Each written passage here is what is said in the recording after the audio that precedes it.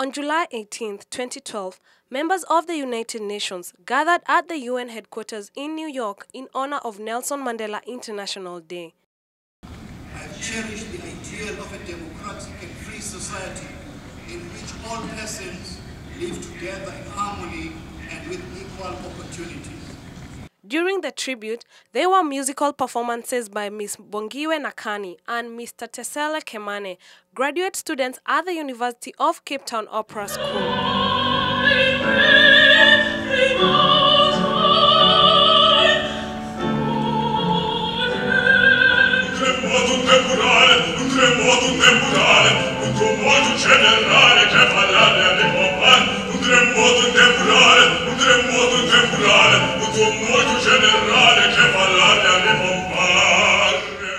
After the ceremony, an event was held at the Church Center for the United Nations in celebration of Nelson Mandela's life and accomplishments. Devendra Pillai of the Brahma Kumari's Office of the United Nations, who also organized the Hope and Promise of Leadership event, had this to say. The approach that we are taking is that we are actually celebrating Madiba's legacy of leadership. There was a very beautiful values-based humanitarian spirit towards his leadership.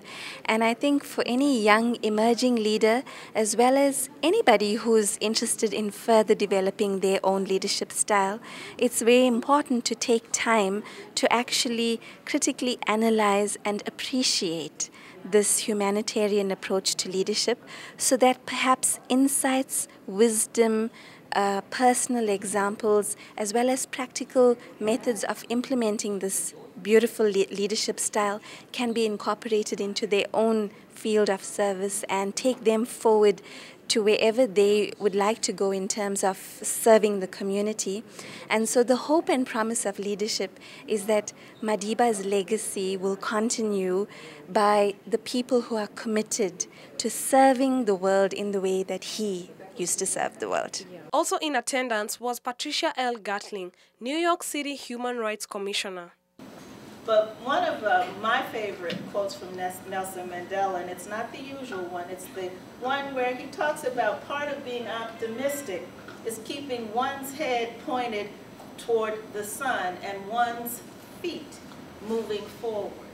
And that's what we have to realize, that you have to, you know, we've got to keep the energy going, and certainly so many things are happening where we can look at our politics and we can look at what's going on in the world and think, are we going back 40 years? What is happening to us as a race of people? But if you study history, that's what happens. You know, and if you study the Bible, it's always darkest before it's light. And so, that, you know, we live in a good time. It's a good day. We got up today and we have the energy and the spirit, and it's the right time to try and do right. And we should be about that, about doing right today. And Consul Lebogang Makwana from the Office of the South African Consulate. Nelson Mandela never wavered in his devotion to democracy, equality, and learning. Despite terrible provocation, he has never answered racism with racism. His life has been an inspiration in South Africa and throughout the world. He has taught many things to many people. And for me, as a young South African, he has taught me that life is too short to dwell on the wounds of the past, and therefore I have to embrace it as though there is no tomorrow.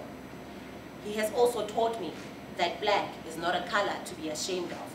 It is as beautiful as other colors, and that black and white work well together when they are put together.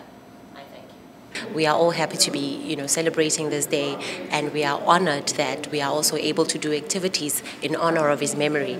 Mandela's vision was to create a caring world, giving to the community as much as it can.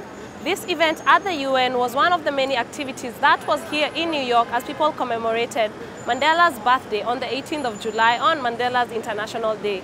Happy birthday, Mandela, on his 94th birthday. Signing out for Sahara Reporters, I'm Njeri Mbure.